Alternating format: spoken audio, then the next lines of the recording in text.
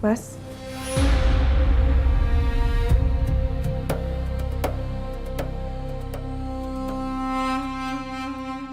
Kenapa masuk kamar gak ngetok dulu, Mas? Tadi aku udah ngetok berkali-kali, tapi kamu gak jawab. Aku mau ngajakin sholat subuh bareng. Terus tadi pas aku masuk, aku dengar suara keran dari arah kamar mandi. Jadi aku tahu kamu pasti lagi wudhu. Jadi ya udah, aku siapin sejadahnya aja dulu. Aku bisa sholat sendiri, Mas. Tolong kamu keluar dari kamar ini. Aku tahu kamu bisa sholat sendiri. Tapi ini kan bagian dari tanggung jawab dan kewajiban aku sebagai suami sah kamu. Izinin aku untuk jadi imam kamu, Sah. Lagi pula, kalau berjamaah, pahalanya lebih besar kan? Masa kamu gak mau diimamin sama suami kamu sendiri?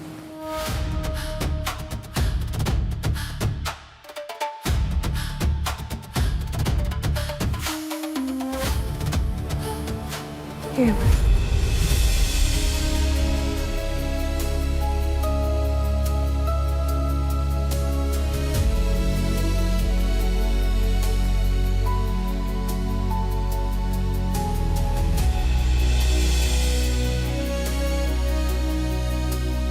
Assalamualaikum warahmatullahi. Assalamualaikum.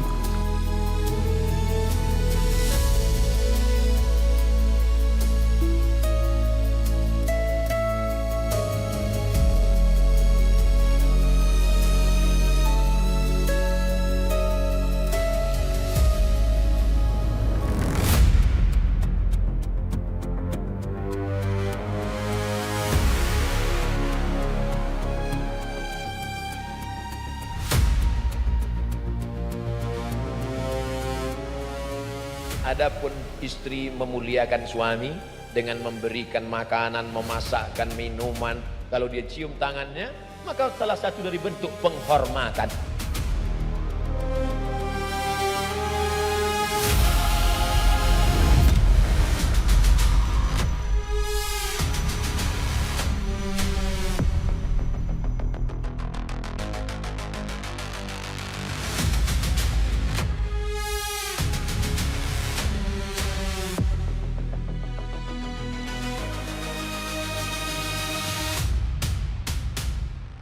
Alhamdulillah, akhirnya kamu mau mengakui aku sebagai muhrim kamu, Sa. Takdir benar-benar kembali.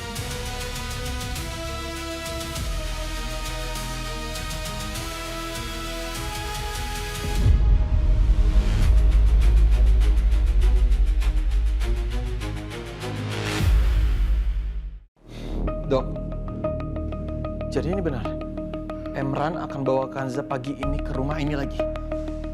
Iya, itu yang Emran sampaikan di telepon semalam. Dia bilang, dia janji akan bawa Kansa ke sini untuk membicarakan soal penawaran itu. Bagus.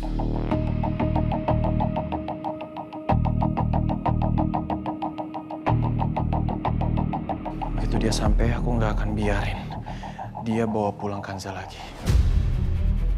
Kalau perlu saya pasang badan, saya nggak apa-apa. Tunggu, Emran. Gak segampang itu. Kamu harus ingat, yang namanya menyembunyikan atau menahan perempuan dengan status istri orang, itu melanggar hukum. Tapi tante kan juga tahu, kita sama-sama tahu semuanya. Kalau Emran itu suka nyiksa Kanza, nggak bisa dong dibiarin. Iya, tante ngerti. Tapi bagaimanapun di mata hukum itu tetap salah. Dan kamu harus tahu, status Kansa itu adalah istri sah dari Emran saat ini. Kalau kamu melakukan hal apa-apa, dia bisa dengan gampang melaporkan kamu ke polisi. Dan itu akan memperumit kita semua.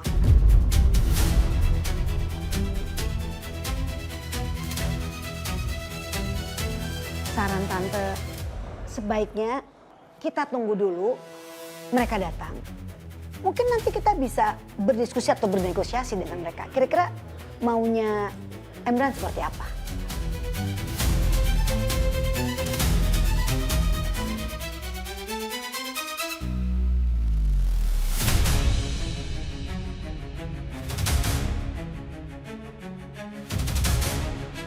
Kanza.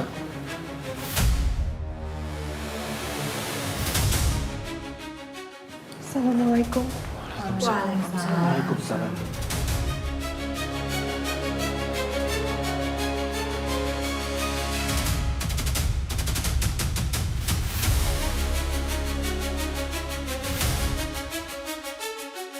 Imran, cepet balikin Kanza ke gua.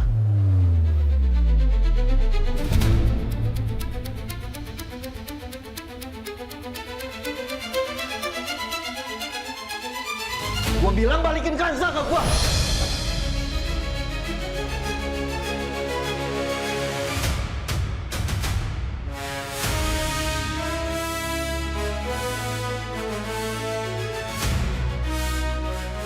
Kita berdua baru nyampe, galak banget sih. Kedatangan gue ke sini adalah menempati janji gue sama Dokter Asa. Kalian semua kumpul ke sini juga pasti karena mau dengar pendawaran dari saya kan? Jadi kalau mau semuanya berjalan dengan lancar, tolong jaga sikap Tan.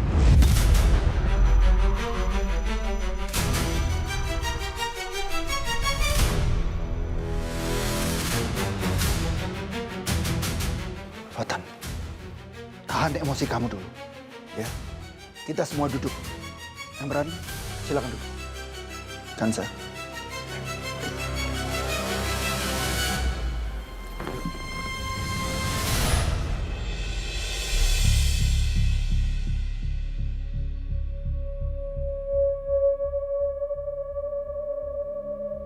Oke, Emran. Semalam kamu bilang ada penawaran. Oke, kesepakatan apa yang mau kita bicarakan saat ini?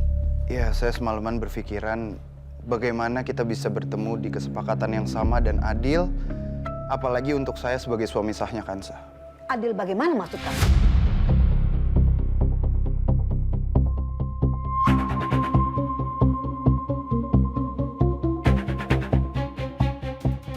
Sudah jelas-jelas Kansa bilang dia tidak ingin membangun rumah tangga lagi dengan kamu.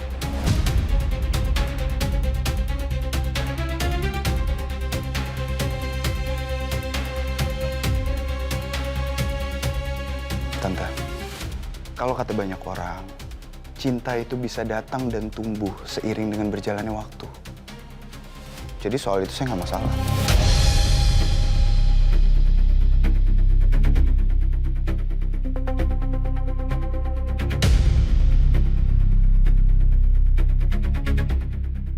Kalau di dalam perjalanannya Kansa mau membuka sedikit aja pintu hati dia, saya yakin rasa cinta akan tumbuh di rumah tangga kami. Alah, kamu gak usah acting lah. Dari awal saya sudah tahu kalau kamu itu hanya mencintai Aryani. Pernikahan kamu dengan Kansa ini kan hanya pura-pura. Kamu menikah dengan Kansa ini hanya untuk menyakiti Kansa.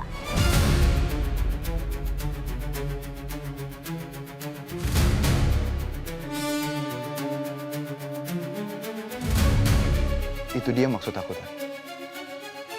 Selama ini, emang kalian gak ada yang mikir ya?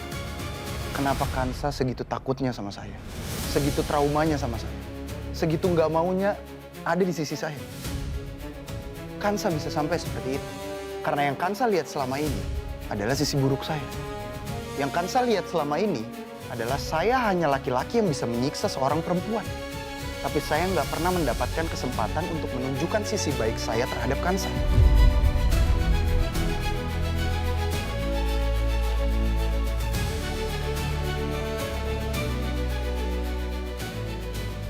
Dan semua itu terjadi karena Kansa berbohong. Semua itu terjadi karena Kansa bilang bahwa dia adalah penabrak Aryani.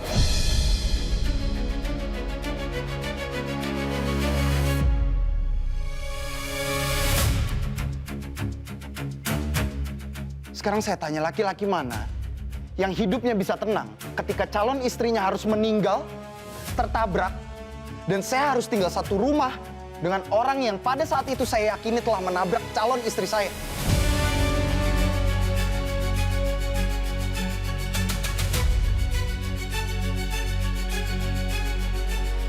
Seandainya pada saat itu Kansa langsung jujur, mungkin pernikahan kami nggak akan seperti ini.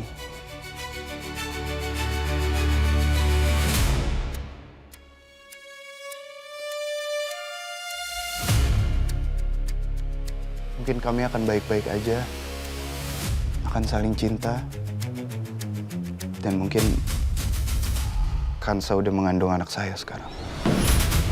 Jaga mulut lo ya.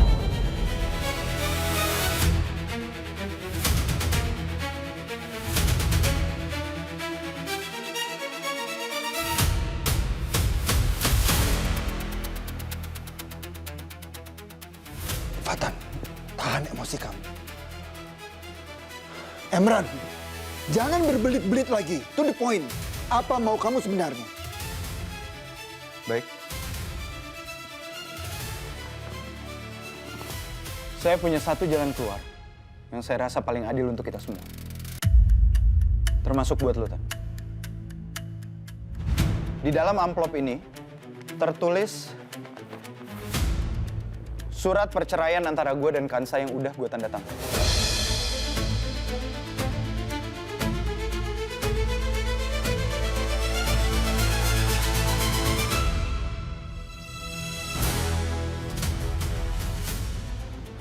Alhamdulillah. Terima kasih ya Emran.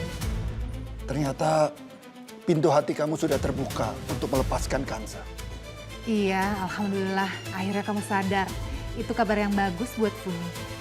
Dokter Hasan sama Tante Rara, tenang dulu. Kansa bisa baca sendiri tanggal dan bulan yang tertera di surat ini. Mas, ini kenapa masih sebulan ke depan? Mas, ini maksudnya apa, Mas?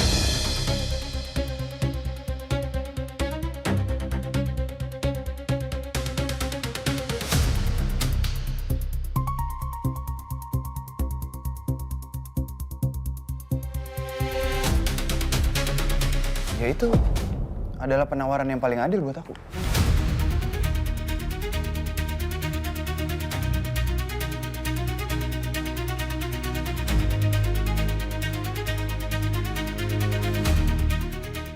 Jadi aku cuma minta selama 1 bulan ini, kamu tetap harus tinggal di rumah aku sendirian. Enggak. Gak Aku boleh nggak ada yang ngikutin, gak boleh ada yang mantau. Mas, aku nggak mau tinggal bareng lagi sama kamu. Mas, aku takut.